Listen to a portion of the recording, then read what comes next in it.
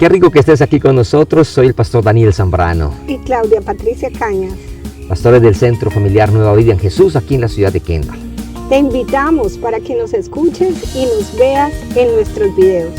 Sé que hay una gran enseñanza que está a punto de ser compartida. Toma papel y lápiz y siéntete en la libertad de poder compartir esta enseñanza con todas las personas que a ti te rodean. Y amén.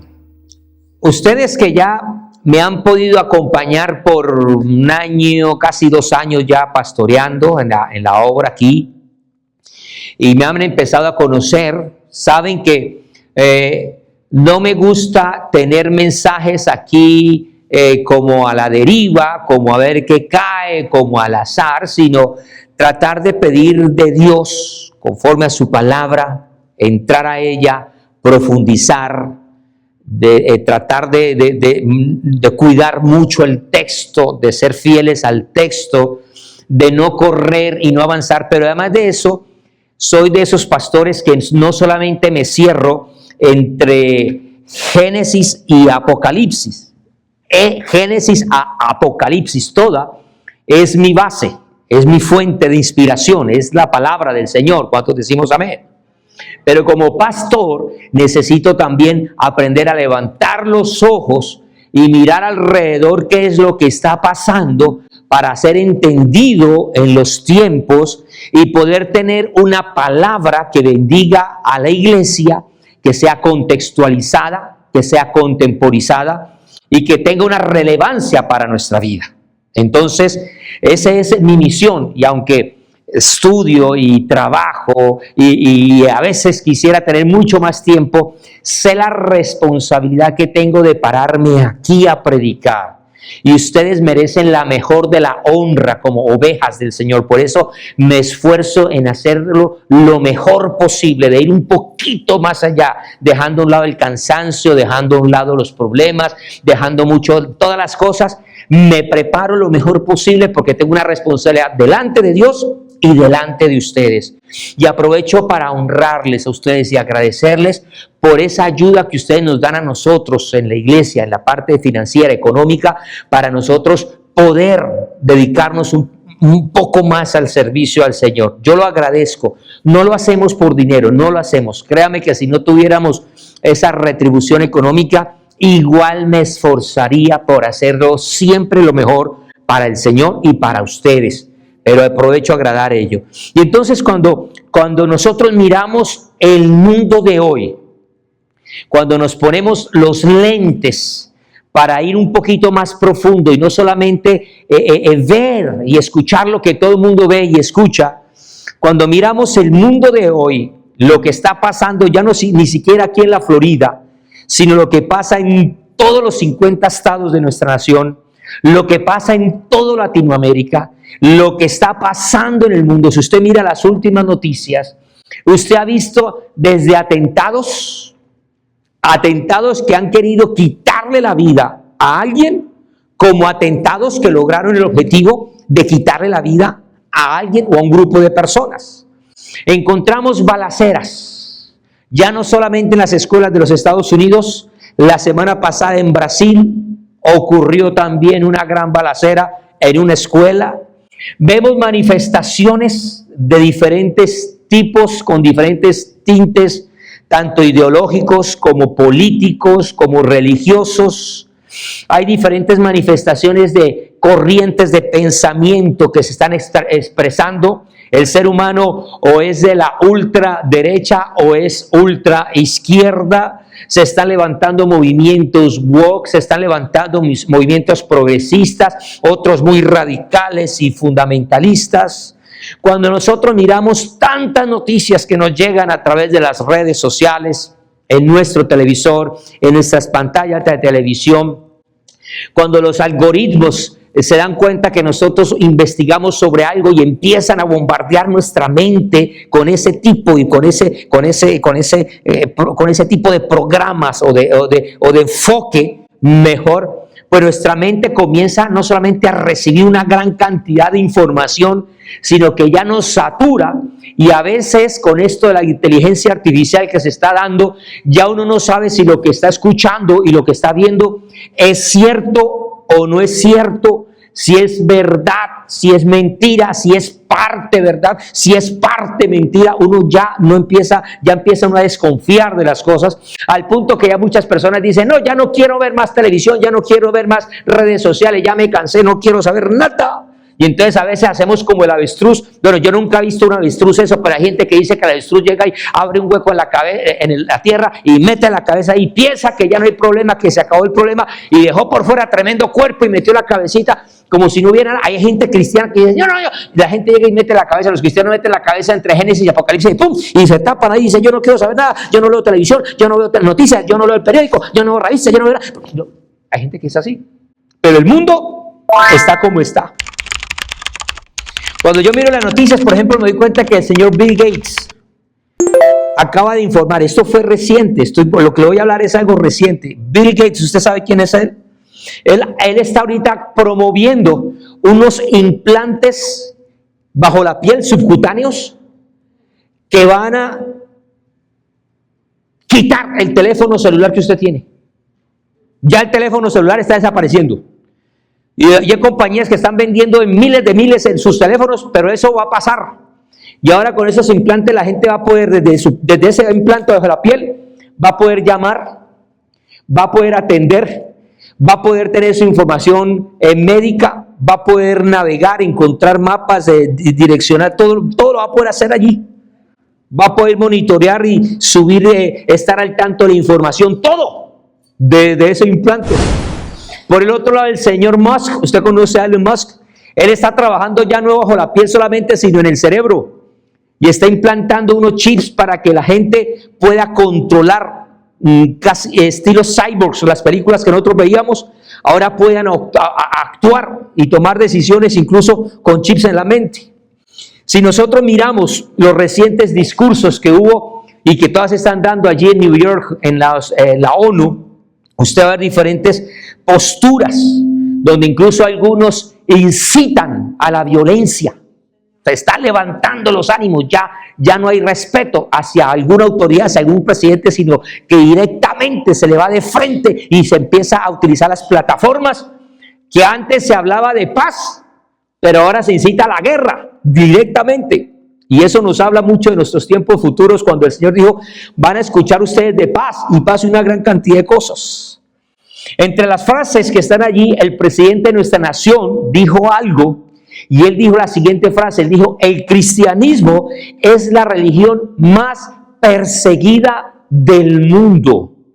Y cuando él afirma eso, yo no soy demócrata, yo no soy republicano, yo no vengo aquí a hablar de X o Y postura política, yo vengo aquí es a anunciarle la palabra del Señor y a decirles lo que está pasando en el mundo, porque muchas veces la gente desconoce, y realmente sí, el cristianismo está siendo muy perseguido en el mundo.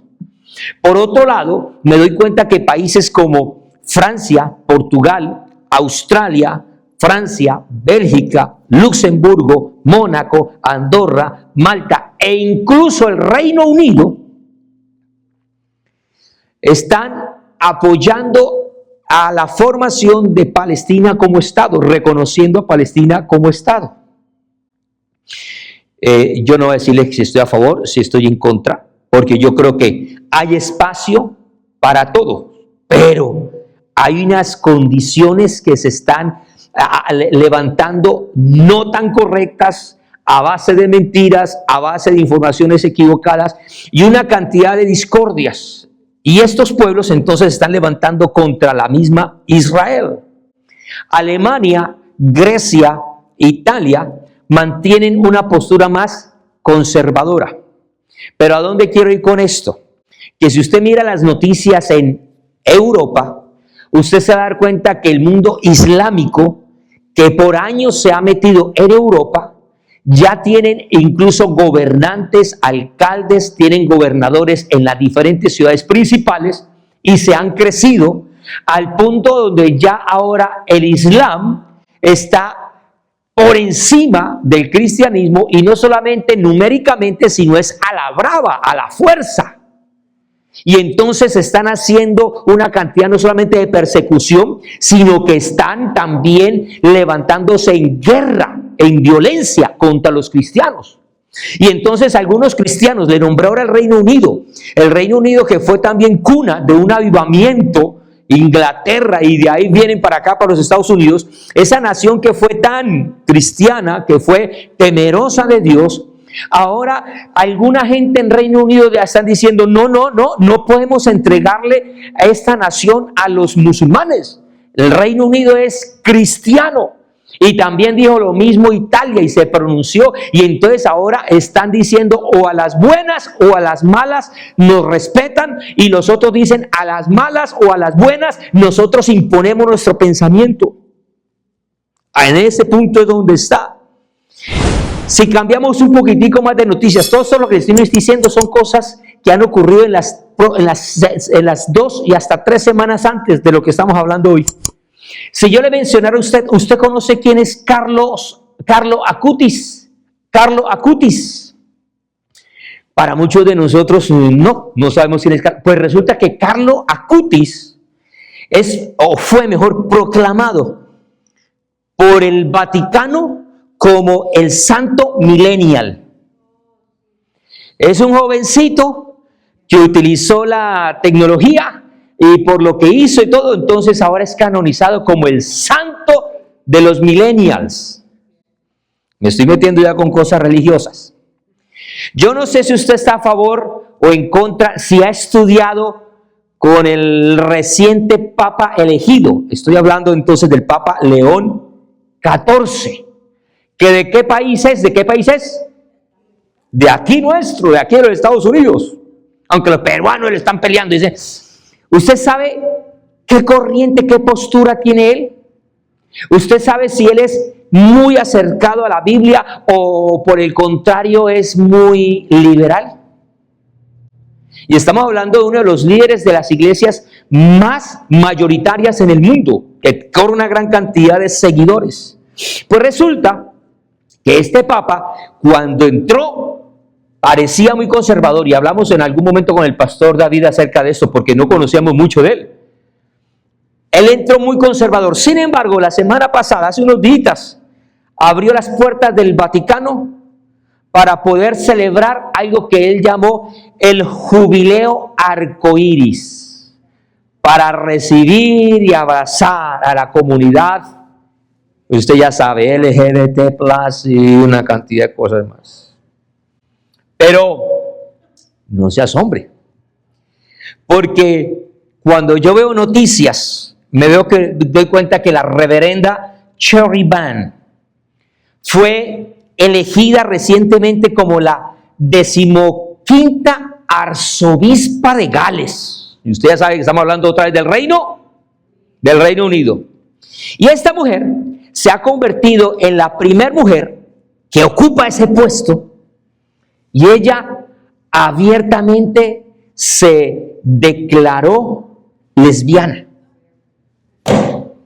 Estamos hablando dentro de la iglesia anglicana, donde ya la iglesia anglicana, que era la que tenía mayoría en Inglaterra, allá en todo el Reino Unido, ahora se ha disgregado. Y ahora son otro grupo mayoritario los que estaban allí. Y es más, esa mujer llega y dice, a mí Dios nunca me dijo que yo no fuera gay. Ella se atreve, es arzobispa, a decir esas cosas. Vámonos un poquitico más para acá, para nuestro entorno cristiano. Si yo le nombrara a usted, ¿sabe quién es el señor Joshua McLachlan? ¿Le suena ese nombre, Joshua McLachlan? Probablemente no. Es un hombre, un pastor cristiano de Sudáfrica, que se puso a hacer unos cálculos y dijo que Cristo venía el 23 de septiembre o el 24. ¿Se acuerda cuando hablamos de ese tema de aquí, de los locos que prediquen, que hablamos de ese mensaje que quedó ahí grabado? No os dejéis enloquecer. Bueno, ese hombre también se atrevió a decir eso y me rompía el corazón viendo gente de Uganda, hermanos en la fe de Uganda, que vendieron todo. Se fueron a un monte y ellos cantando alabanzas y mirando al cielo porque ya venía el Señor. y de pronto una nube se les hizo encima y la gente entró en catarsis y a llorar y a clamar y entraron en ese fervor porque Cristo venía. Le tengo mala noticia, nos quedamos.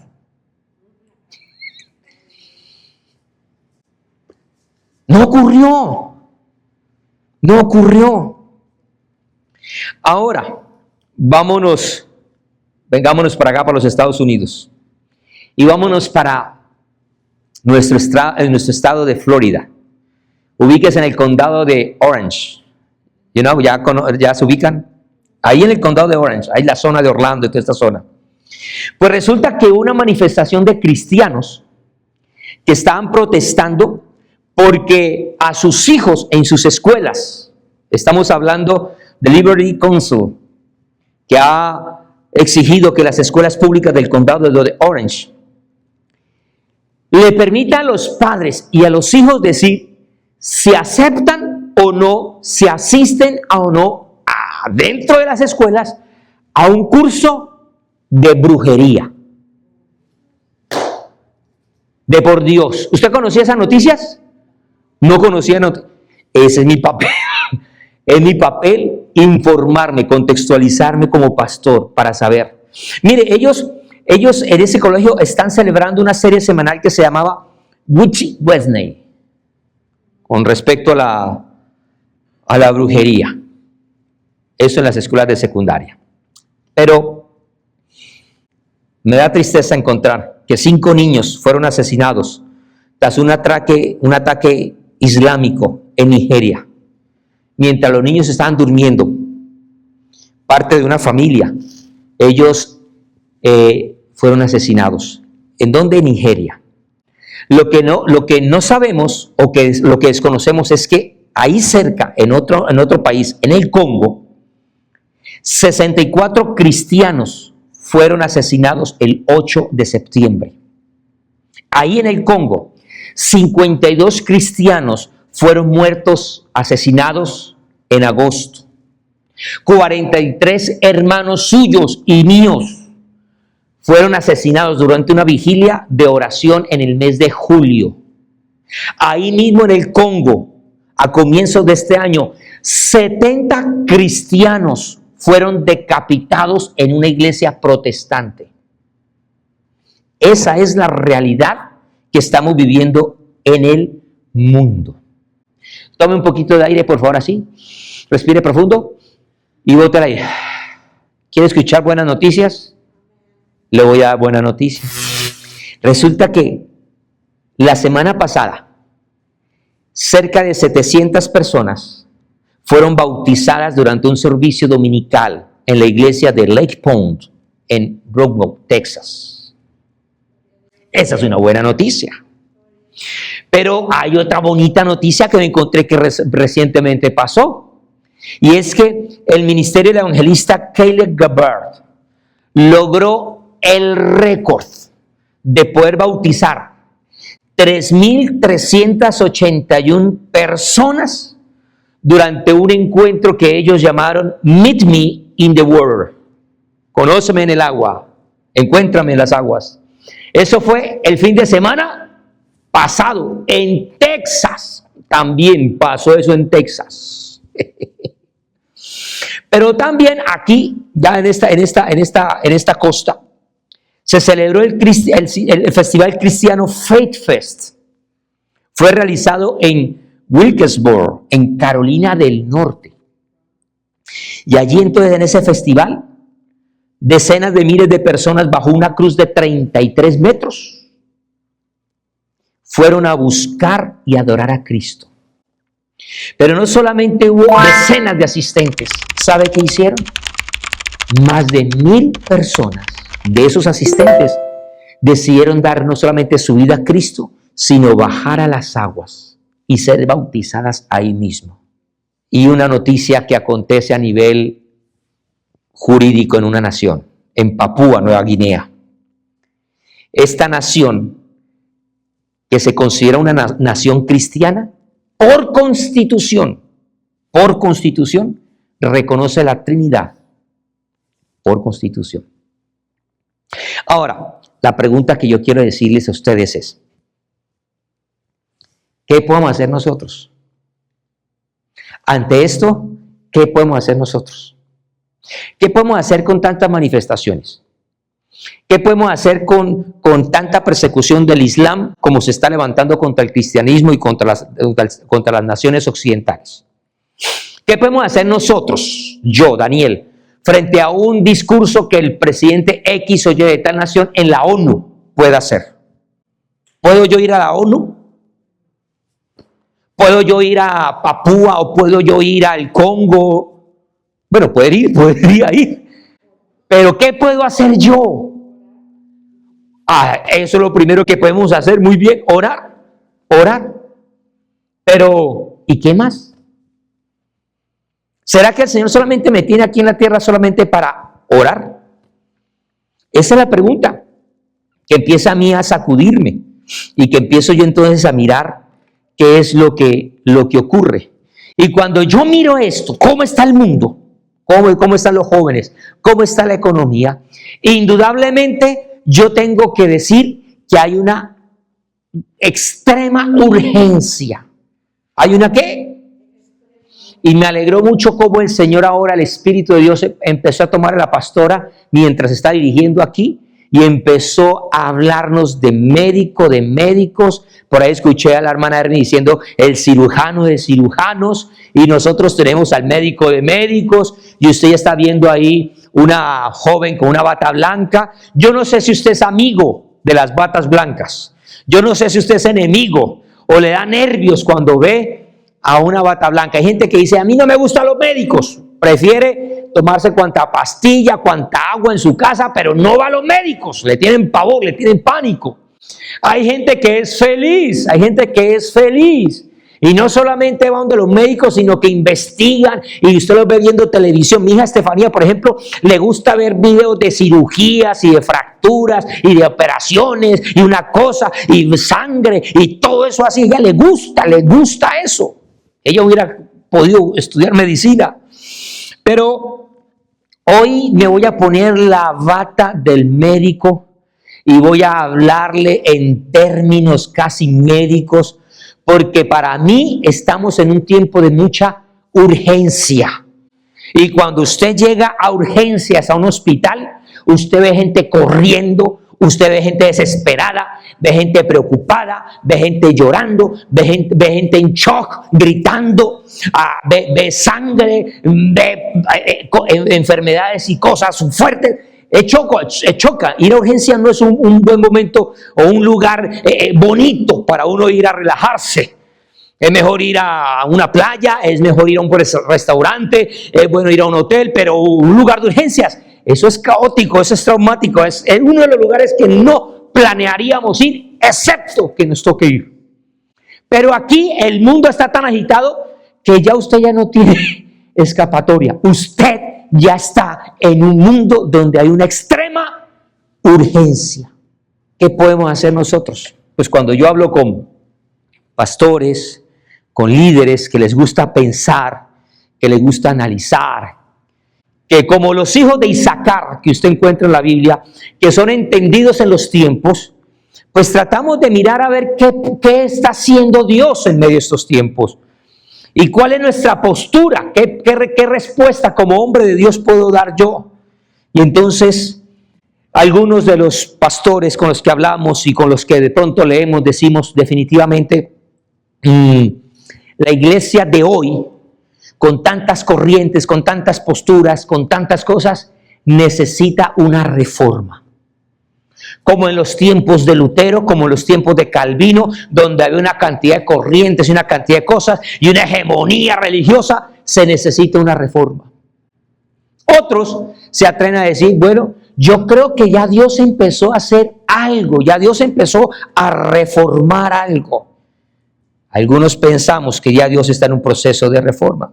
Y cuando nosotros miramos esto, yo creo que cuando yo tengo ya desde niño de conocer del Señor y de poder madurar mi vida y ver lo que ha pasado y las olas y los acontecimientos y circunstancias, pues tengo un poquitico de lectura de lo que ha pasado por lo menos en los últimos 40 años con la iglesia, que tenga yo conciencia de cómo la iglesia ha sido cambiada hasta el día de hoy. Algunas cosas para bien y otras cosas para mal. Yo veo cosas que hay que rescatar, pero hay cosas que yo veo que hay cosas que condenar. Y yo creo que en este momento Dios está levantando un proceso de rectificación en su propia iglesia. La está rectificando en cuanto a la doctrina.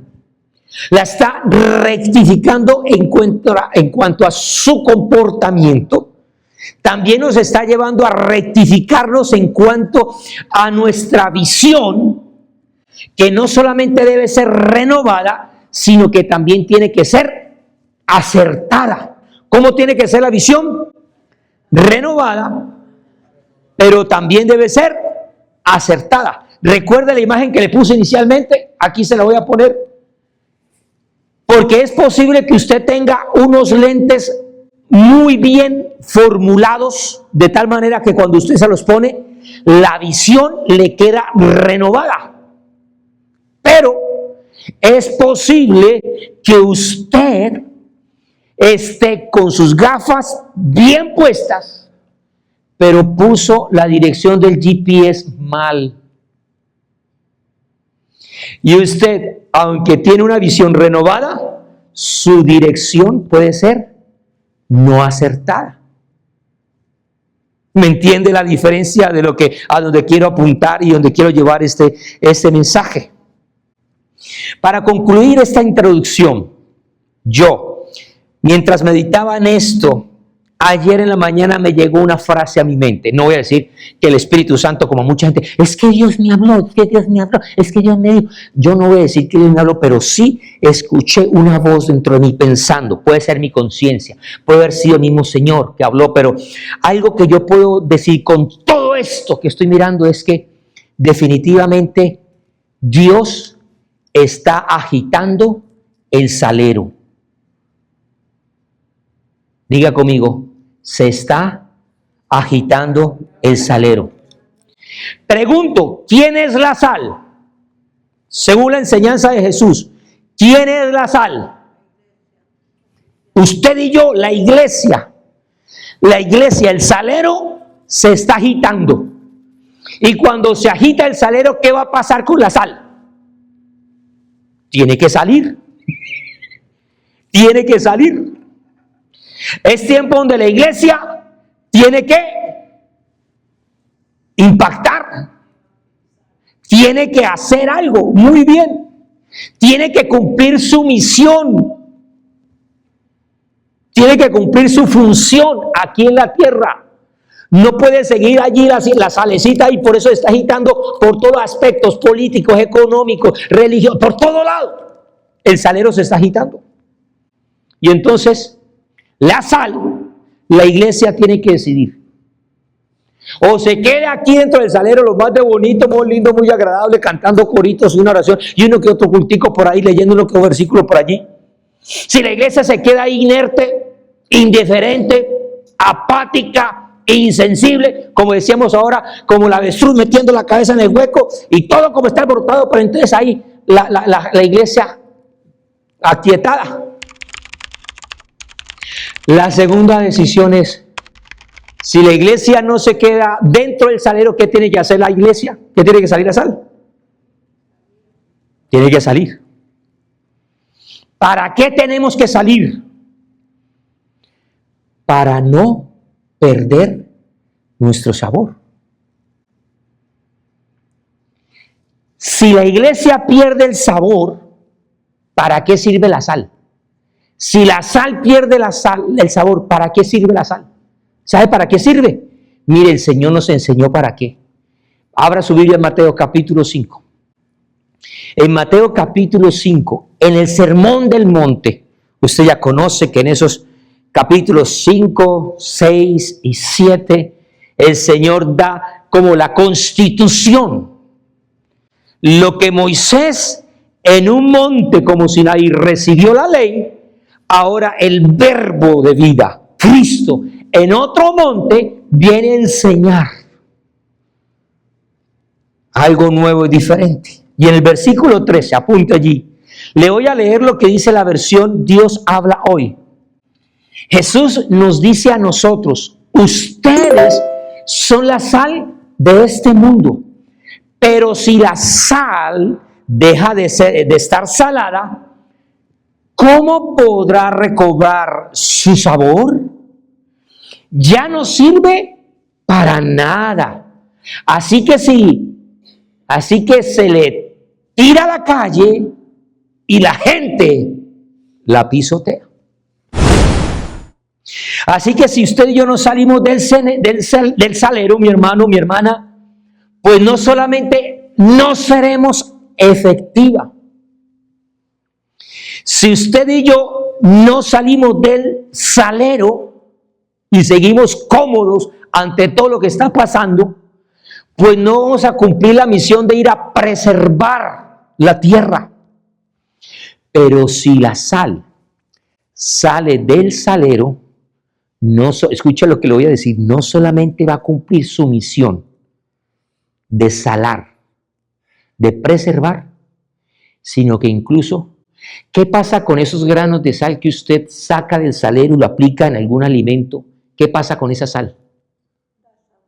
Le da sabor, pero después, ¿qué pasa? ¿Usted se la? Si nosotros como iglesia queremos salir del salero, tenemos que estar dispuestos a ser comidos. Pero eso no nos gusta. ¿Ya ve? ¿Ya ve hacia dónde va esto? No nos gusta. Porque cuando la sal es comida, por ahí dijo alguien, creo que fue la pastora, o fue ahorita, se diluye, llega un momento donde se deshace y se pierde. A nosotros nos gusta es figurar, permanecer. Nosotros nos gusta es perpetuarnos. El ser humano quiere ser inmortal. El ser humano, antes de morirse, incluso algunos hasta se hacen estatuas porque quieren ser inmortales. Abra su Biblia en el libro del profeta Sofonías, por favor. Sofonías, capítulo 1. Sofonías, capítulo 1. Este tema que le voy a compartir en las próximas semanas va a ser muy profundo. No voy a trabajar con lo externo, porque yo no puedo irme a la ONU, ni puedo irme al Reino Unido, ni puedo irme a la iglesia anglicana, pero sí puedo hacer algo para trabajar en el corazón de la iglesia. Y vamos a entrar. Ya usted entender el por qué, incluso hasta las imágenes que va a salir ahí en la diapositiva. Sofonías capítulo 1, ya lo tiene abierto. Dice el versículo 12 de Sofonías. Dice así: y sucederá en aquel tiempo que yo escudriñaré a Jerusalén. ¿Y cómo lo va a escudriñar? Dice con lámparas, con linternas, con luz. Y castigaré a los hombres que reposan como el vino. Y la versión de la Biblia de las Américas da una descripción de cómo se asienta el vino. Y se toma unas palabras de más que Reina Valera no toca. Dice, y se asienta el vino con o en sus heces. ¿Usted sabe lo que son las heces? Los que dicen en su corazón, ni bien ni mal hará el Señor. Está el Señor diciendo, hay gente como la sal que se queda en el salero, ahí quieticos, apercolladitos, bien acomodaditos, bien tranquilos, pero hay otros que como el vino se asientan y ahí quedan y se vuelven indiferentes, se vuelven apáticos, se vuelven insensibles. no dicen nada para no contender, para que no le refuten, mejor se quedan callados. Y sacan algunos versículos allí. Hermano, no juzgue para que no sea juzgado. Y hay gente que saca y dice, ay hermano, la Biblia no es para contender. ¿Sí se conoce ese tipo de posturas que algunos? Entonces eso ha hecho que la iglesia poco a poco se le tape la boca, no vea, no oiga, no actúe, porque no hay que juzgar, porque no hay que decir, pero no hay para contender. Y cuando menos piense, estamos entonces como la sal dentro del salero, o como el vino dentro de la botella, asentado en medio de, como lo describe la Biblia, de la versión de Biblia de las Américas, en medio de heces. Feo.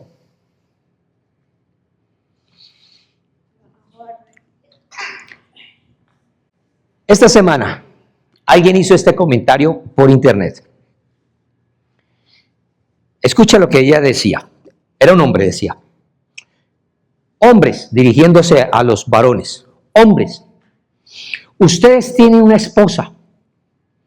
Amen a las esposas. Cuiden las esposas. Escuchen las esposas. Hasta ahí, nosotros como varones, ¿qué podemos decir? Amén. Hay que amar a las esposas, hay que cuidar a las esposas, hay que escucharle a las esposas. Y el ejemplo que él dice es, así como Sara, cuando vio que tenía discordia con Agar por causa del hijo, y cuando Sara estaba incómoda porque es que ya el hijo estaba contendiendo contra el otro y Agar le estaba haciendo malas caras y haciéndola bien incómoda a Sara, entonces Sara se fue donde su esposo y le dijo, mi hijo, ya no aguanto más a esta señora, ni a ese muchacho, sáquelo de aquí, no quiero verlo más. Y entonces ese hombre decía, hombres, escuchen a sus mujeres, escuchen a las mujeres, ¿sí ve? Eso es lo que tenía que hacer.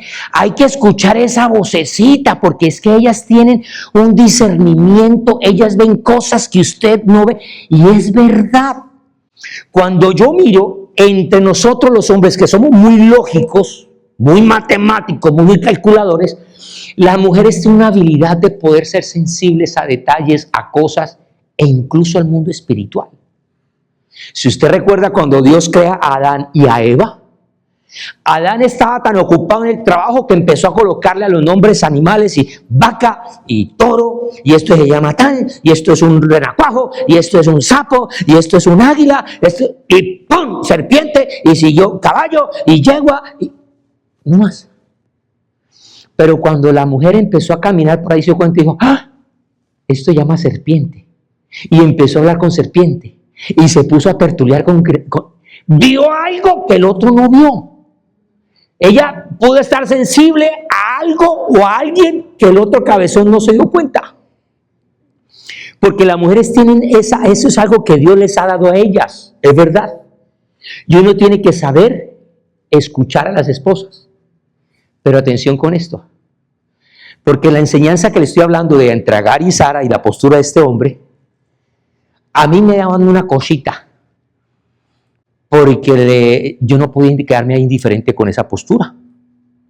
Y entonces respondo yo y digo, hay que tener presente que aquel hombre que un día escuchó esa vocecita que le dijo, saca a Agar y saca a Ismael de la casa, esa misma vocecita años atrás dijo, Abraham, ¿por qué no te llegas a mi criada? ¿Por qué no te acuestas con ella? Yo no te puedo dar hijos, pero ella te puede. ¿Sí ven? Entonces mire cómo la gente saca posturas y algunos no dicen nada. Y cuando yo le estaba contando a mi esposa eso, me dijo, ¡ay, Daniel, usted se puso a decir eso! Le digo, claro, porque esa es mi función como sal. Yo como pastor, yo como maestro, yo como cristiano, no puedo ser indiferente ante tantas enseñanzas que la gente se come enteras. Tengo que hacer algo. Martín Lutero dijo, no sé si me duele más la las circunstancias que están generando el mundo o incluso la indiferencia de la iglesia frente a las posturas del mundo. Así que si yo no hablo, otro va a hablar. Si no, pregúntele a Goliat y a David. No hubo nadie en el pueblo de Israel que hablara y levantara la voz. No hubo nadie. 40 días, 40 noches, un paladín, el que hablaba y decía: los voy a matar, y los voy a sacrificar, y serán nuestros esclavos, y los voy a destruir. 40 días, 40 noches. Nadie actuaba, nadie. El grandote de Saúl, que también era grande, le temblaban las piernas y era indiferente. Guardado en el palacio, sale en salero. Ninguno de esos generales que hacían las batallas, ninguno salió. Mientras no haya un David que hable, los Goliats van a seguir hablando. Así que usted y yo tenemos que tener una participación con respecto a esto. Quiero cerrar con esta introducción, por lo menos, de lo que será esta serie de enseñanzas. Cuando nosotros miramos entonces lo que Dios está haciendo con la iglesia, porque yo no sé usted, pero yo creo que cuando mi Señor venga por su iglesia, no va a venir por una iglesia fracasada, desarreglada, sucia, toda y maloliente, enfrascada, llena de sal, pero que no sala, llena de vino, pero con heces, que no actúa ahí, que no se... Yo creo que cuando Él venga a venir por una iglesia gloriosa, así dice la Escritura, y yo quiero ser parte de esos. Yo no soy, y mi madre que está aquí lo sabe, yo no era de los que llegaba, iba al colegio y mi meta era pasar el año. Mi meta no era pasar el año. Mi meta era, si lo iba a pasar, lo paso bien. Porque las cosas de Dios hay que hacerlas bien. Tiene que ver eso el estudio con la iglesia. Todo. Porque cuando yo estoy trabajando en mi empresa, yo soy un embajador de Cristo y tengo que hacerlo bien. Yo no puedo ser bien aquí en la iglesia y mediocre afuera. Sería yo un falso. Y entre aquí, usted me ve muy bonito y dice: ay, esa sal tan bonita. Pero afuera, la gente necesita probar esa sal. Entonces, donde necesitamos nosotros impactar. Entonces, cuando yo veo lo que Dios quiere hacer con la iglesia, y esto que he estado meditando y todo pensando con respecto a esto no lo he enseñado en otro lugar, esto no lo he preparado yo ni siquiera para mi seminario, esto lo vengo meditando desde hace unas 3 semanas, con respecto a lo que es mi condición. ¿Qué puedo hacer yo en este mundo? ¿Cuál es mi postura? ¿Venir y cantar unos coritos, dar un sermoncito? No. Algo tengo que hacer. Algo puedo hacer. Y yo creo que Dios está cambiando 4 factores. Usted para que los apunte allí rápidamente.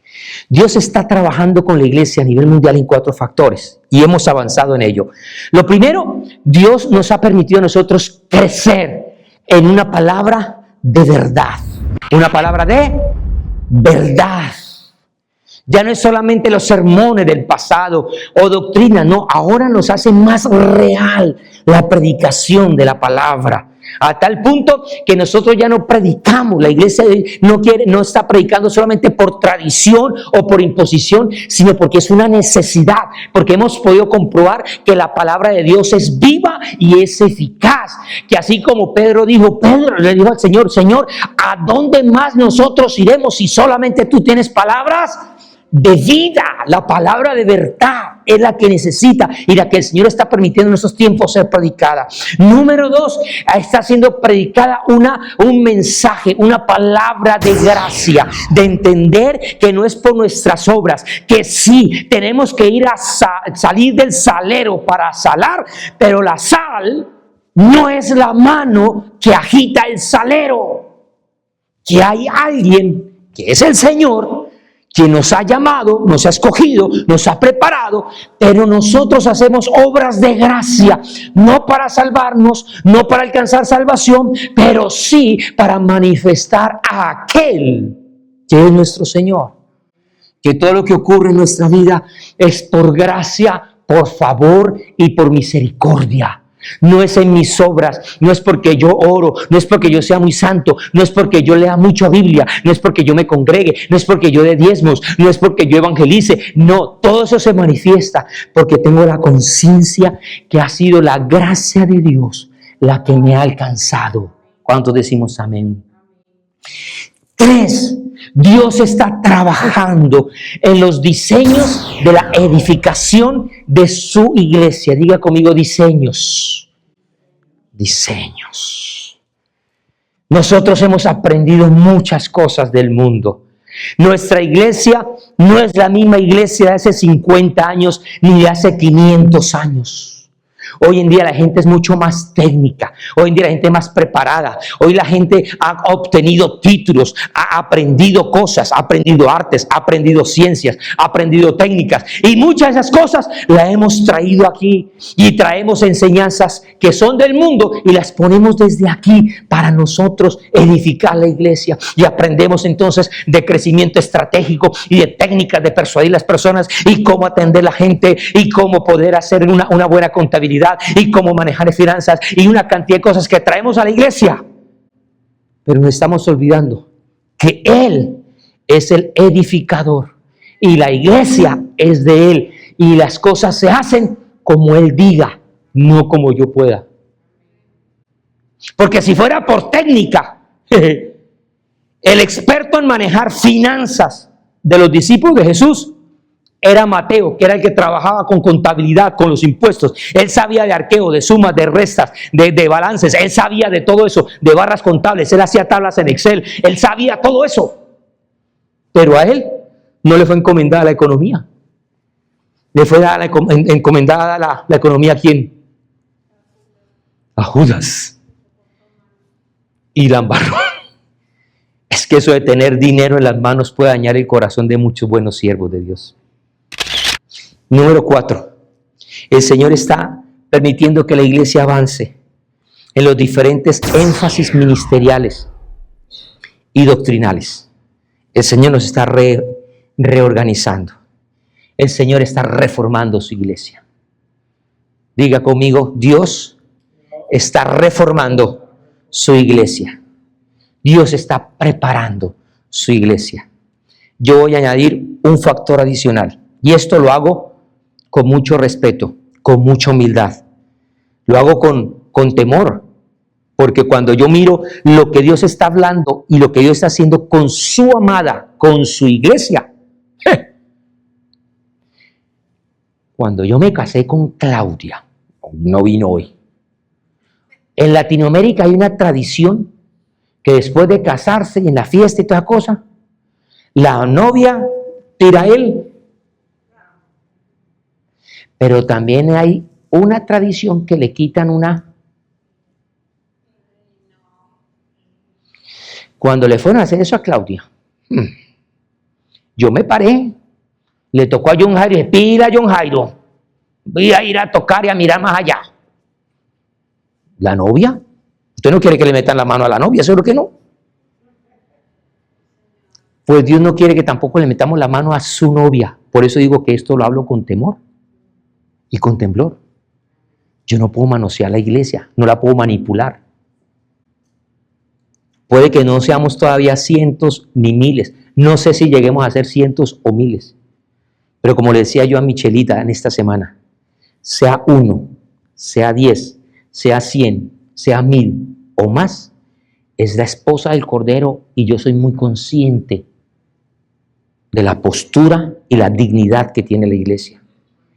Pero yo quiero decirle que no solamente Dios nos está manteniendo en una reforma, sino que hay una temporada en la cual estamos.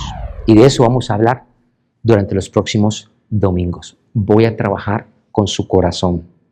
Vamos a trabajar con nuestro interior. Vamos a trabajar en quiénes somos como iglesia del Señor. Póngase de pie, por favor.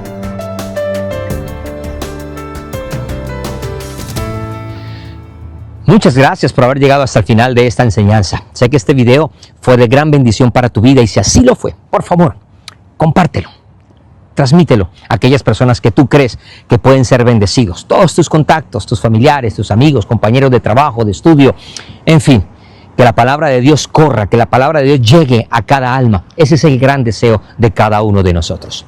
Si tú quieres comunicarte con nosotros, tienes alguna petición de oración, tienes algo que comentarnos, por favor, aquí están nuestras redes sociales donde vamos a escucharte, donde vamos a escribirte y vamos a estar en contacto contigo. Pero si vives aquí en Miami y no te congregas en alguna iglesia o vienes de visita, nuestras puertas siempre estarán abiertas para recibirte, para conocerte. Serás muy bien atendido y sé que también serás de gran bendición como nosotros lo seremos. Así que Centro Familiar Nueva Vida en Jesús en Kendall, un lugar de transformación integral que está dispuesto para recibirte con todo el corazón.